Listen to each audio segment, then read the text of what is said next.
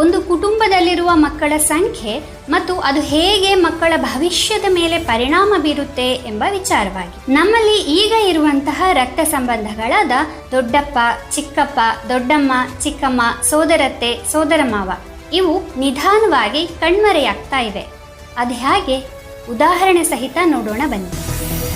ಒಂದು ದಂಪತಿಗೆ 2 ಗಂಡು ಮತ್ತು 2 ಹೆಣ್ಣು ಮಕ್ಕಳು ಅಂತಾದರೆ ಆ ಮಕ್ಕಳ ಮಕ್ಕಳಿಗೆ ಈ ಎಲ್ಲ ರಕ್ತ ಸಂಬಂಧಗಳು ಅಂದರೆ ದೊಡ್ಡಪ್ಪ ಅಥವಾ ಚಿಕ್ಕಪ್ಪ, ದೊಡ್ಡಮ್ಮ ಅಥವಾ ಚಿಕ್ಕಮ್ಮ, ಸೋದರ ಮಾವ ಅಥವಾ ಸೋದರತ್ತೆ ಈ ಎಲ್ಲ ರಕ್ತ ಸಂಬಂಧಗಳು ಸಿಗ್ತವೆ.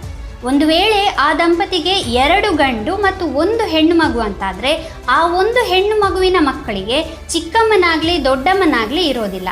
ನಿಜವಾಗಿ ಹೇಳೋದಾದರೆ ಮಕ್ಕಳಿಗೆ ಅಮ್ಮನ ನಂತರ ದೊಡ್ಡಮ್ಮ ಅಥವಾ ಚಿಕ್ಕಮ್ಮನೇ ಕಾಳಜಿ ಮಾಡಬೇಕಾದ್ದು ಅಲ್ವಾ?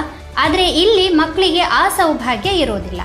ಒಂದು ವೇಳೆ ಆ ದಂಪತಿಗೆ 1 ಗಂಡು ಮತ್ತು 2 ಹೆಣ್ಣು ಮಕ್ಕಳಾದರೆ ಮುಂದೆ ಆ ಗಂಡು ಮಗುವಿನ ಮಕ್ಕಳಿಗೆ ಚಿಕ್ಕಪ್ಪನೂ ಇಲ್ಲ, ದೊಡ್ಡಪ್ಪನೂ ಇಲ್ಲ. ಒಂದು ವೇಳೆ ಆ ದಂಪತಿಗೆ 1 ಗಂಡು ಮತ್ತು 1 ಹೆಣ್ಣು ಮಗು ಅಂತಾದರೆ ಅವರ ಸಂತಾನಗಳಿಗೆ ಚಿಕ್ಕಪ್ಪ, ದೊಡ್ಡಪ್ಪ, ಚಿಕ್ಕಮ್ಮ, ದೊಡ್ಡಮ್ಮ ಇವ್ಯಾವ ಸಂಬಂಧಿಕರು ಇರುವುದಿಲ್ಲ. ಒಂದು ವೇಳೆ ಕೇವಲ 1 ಗಂಡು ಅಥವಾ 1 ಹೆಣ್ಣು ಮಗು ಅಂತಾದರೆ ಅದು ಪೂರ್ತಿ ಒಬ್ಬಂಟಿಯಾಗಿ ಬಿಡುತ್ತೆ. ಆ ಮಗುವಿನ ಸಂತಾನಕ್ಕೆ ತಂದೆ ತಾಯಿಯ ಬಳಿಕ ಬೇರೆ ಯಾವುದೇ ರಕ್ತ ಸಂಬಂಧಿ ಇರುವುದಿಲ್ಲ. ಈ ರೀತಿ ಸಿಂಗಲ್ ಚೈಲ್ಡ್ ಅಂದರೆ ಏಕ ಮಗು ಹೊಂದಿರುವವರ ಭವಿಷ್ಯದ ಸಂತಾನ ಬಹಳ ಕೆಟ್ಟ ಪರಿಣಾಮವನ್ನು ಎದುರಿಸಬೇಕಾಗುತ್ತೆ. ಅವರ ಮಗು ಮತ್ತು ಮೊಮ್ಮಗು ಈ ಪ್ರಪಂಚದಲ್ಲಿ ಏಕಾಂಗಿಯಾಗಿ ಬಿಡುತ್ತೆ. ಪ್ರಪಂಚದಲ್ಲಿ ತನ್ನ ಖಾಸ ರಕ್ತ ಸಂಬಂಧಿ ಅಂತ ಹೇಳಿಕೊಳ್ಳುವವರು ಯಾರೂ ಇರುವುದಿಲ್ಲ. ಇದು ಕೇವಲ ಒಂದು ಕುಟುಂಬಕ್ಕೆ ಉಂಟಾಗುವ ನಷ್ಟ ಅಲ್ಲ, ನಮ್ಮ ಪೂರ್ತಿ ಹಿಂದೂ ಸಮಾಜಕ್ಕಾಗುವ ನಷ್ಟ.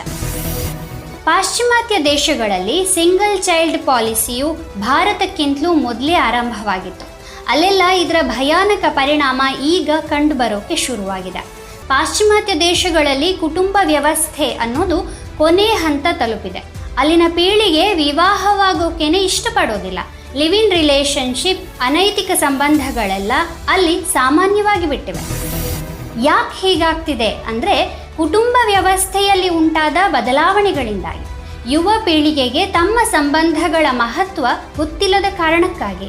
ಈಗ ಪಾಶ್ಚಿಮಾತ್ಯರು ಎಚ್ಚೆತ್ಕೊಂಡು ತಮ್ಮ ಕುಟುಂಬ ವ್ಯವಸ್ಥೆಯನ್ನು ಸರಿ ಮಾಡಬೇಕು ಅಂತ ಯೋಚಿಸ್ತಾ ಇದ್ದಾರೆ.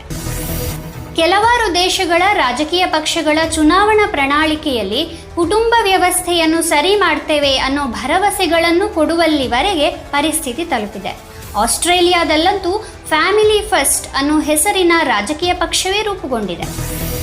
ಹಾಗಾದರೆ ಹದಗೆಡ್ತಾ ಇರೋ ಈ ಕುಟುಂಬ ವ್ಯವಸ್ಥೆ